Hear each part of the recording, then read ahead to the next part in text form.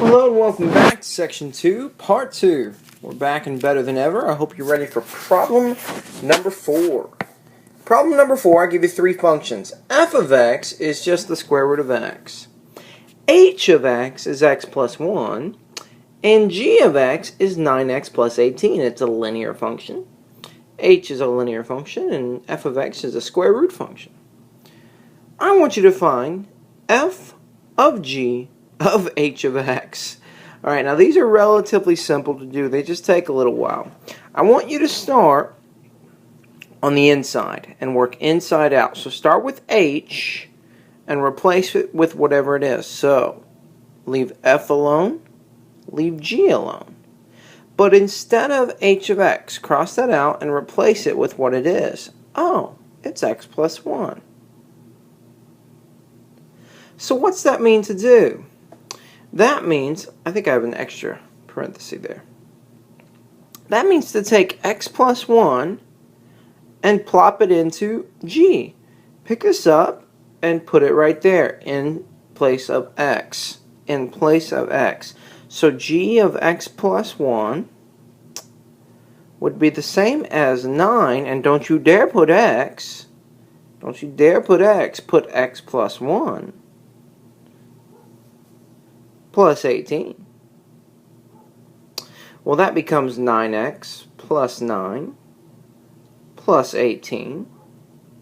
And that's just 9x plus 27. Here's the question. Are you done? Yes or no? You know what? We're not done. We haven't dealt with this f yet. We've dealt with h of x. Cross it out. Now we've dealt with g of x plus 1. Cross it out. Now we've got to deal with f of 9x plus 27. F of 9x plus 27. So that means you're going to pick up the 9x plus 27 and put it into f of x. Put it into f of x. So we have the square root of 9x plus 27. And technically that's not done. It's not done because, folks, you can pull a 9. I'm sorry, I'm writing that wrong. You can pull a 9, and it's not letting me erase it. Wonderful. Well, it lets me erase part of it. Well, just cross that out right there. You can pull a 9 out of 9x plus 27 and make it x plus 3. Now, why did that help you? Well, because really, now you can take the square root of 9 and pull it on the outside because it's got twins. So we really have 3 times the square root of x plus 3. By the way, the domain, just for giggles, x must be greater than or equal to negative 3. X must be greater than or equal to negative 3. Alright, awesome. Very cool. I wish I'm probably going to end up needing more room here. But that's okay. We'll make it work. Alright, I want you to use the same functions in part B. This time, start on the inside. So this time we start with g of x.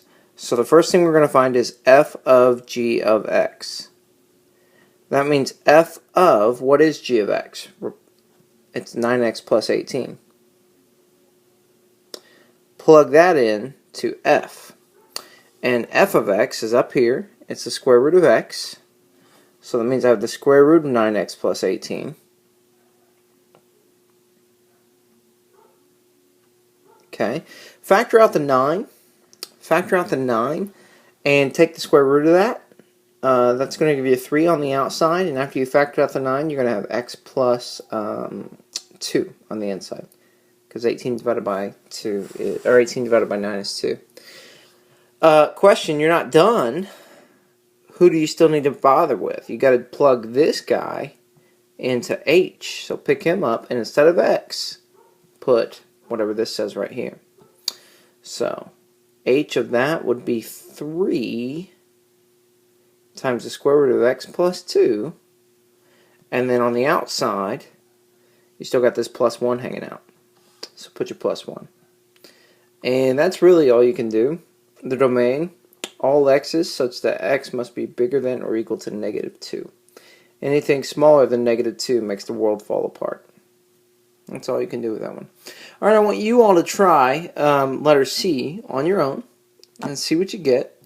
Here's a hint. Final answer should be 9 times the square root of x plus 27, where the domain is all x's such that x is greater than or equal to 0. X can't be negative. All right, I'll let you guys try that one. If you can figure it out, awesome. If not, let me know. All right, but try that one. Make sure you can get the answer. Pause the video now and try it.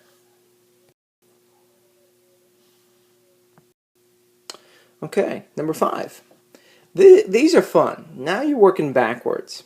So I've given you three functions. F is x cubed, g of x is x minus 5, and h of x is just plain old x. Express each function k as a composite function. So here I've given you the function, and you need to work backwards. These are awesome. I really like these. Okay, so start with the inside. We just have the square root of x. Well, the square root of x, let's see here, the square root of x. Oh, by the way, I made a mistake here. H of x should be the square root of x. Yeah, alright. So that means h is on the very inside. Put h of x on the very inside. Now if it helps you, cross that out. Now deal with the cubed. Something cubed. Well, we took the square root of x and we cubed it. Well, that's just like plugging it into f.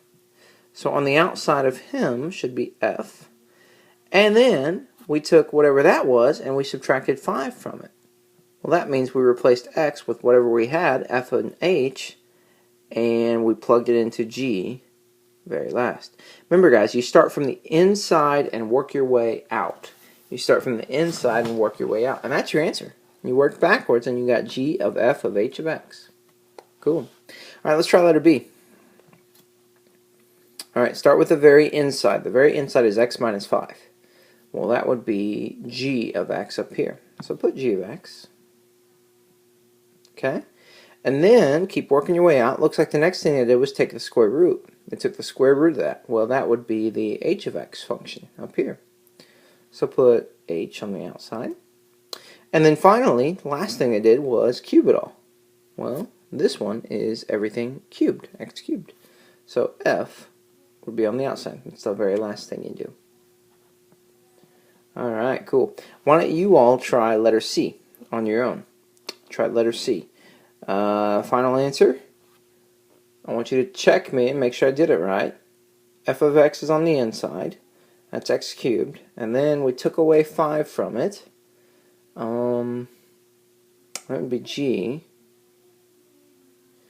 And then we took the square root. That'd be h.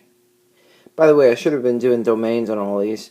The domain on this one, on the second one, all x is such that x is greater than or equal to 5. The domain on the first one, all x is such that x is greater than or equal to 0. And this one's tricky. Set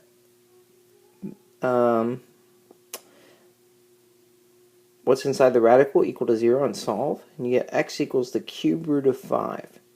That means it's all x's such that x has to be bigger than or equal to the cube root of 5. Anything smaller than that is going to give you a negative number for your domain. Going to keep practicing this domain stuff, guys. It's not going to go away.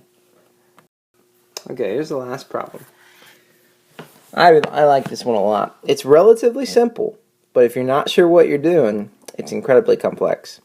So the first thing I want you to do is find the fog of 1. Now remember, what does that mean? That means f of g of 1. So that means when you plug in 1 to g, what do you get? When you plug in x equal 1, put that little x right there. When you plug in x equal 1, what do you get? Into g. Well, let's go to g. Here's g down here. When x is 1, y is what? And 0. So that means we got 0 there. That means we have f of 0. Now we go up to f.